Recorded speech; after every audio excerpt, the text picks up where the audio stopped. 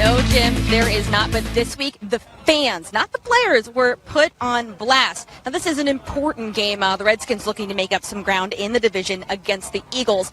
But Chris Thompson, running back for the Redskins, says his family won't be here watching him play tonight because the fans are so mean. And some of the fans that we met today, Redskins and Eagles fans, they kind of agreed.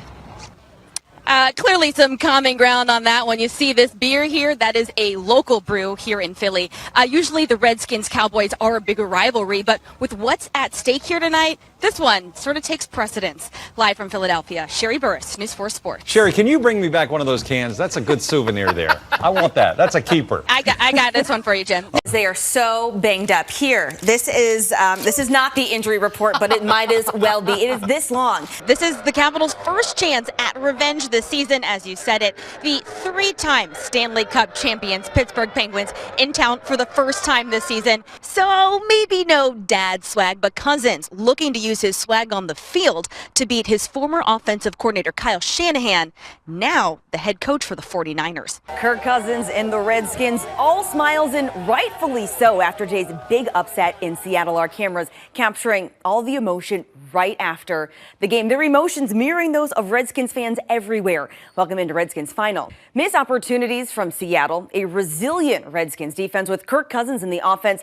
coming up clutch in the final 90 seconds of the game leads the Redskins to the upset of the day. Jim, he was great. But you know what? There's another elimination game tomorrow night, except this time it's back at Nationals Park. Home field advantage? Maybe. The Nats had the best home record in the National League during the regular season. But to get to this decisive Game 5, the Nats had to steal a road win in Chicago. The Redskins left the Seahawks sleepless in Seattle after that thriller. A couple of blowouts, a handful of close games, another solid Sunday of football in the books as we look around the league. A Washington Redskins win today keeps their season afloat in a competitive NFC. One of those teams, the Dallas Cowboys, playing a red-hot Kansas City team this afternoon. News in the NFL went from 0 to 100 real quick.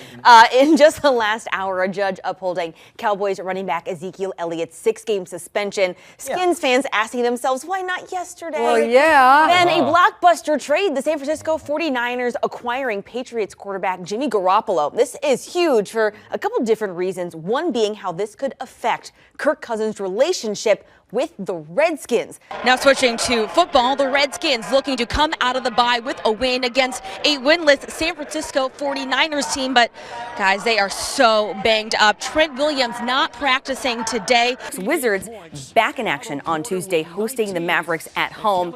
Caps also back at home tomorrow, Monday, facing the Coyotes. And the Redskins back at work on Wednesday, getting ready for the Vikings. But that's going to do it for us here tonight. Thanks for watching Redskins Final. We'll see you here tomorrow.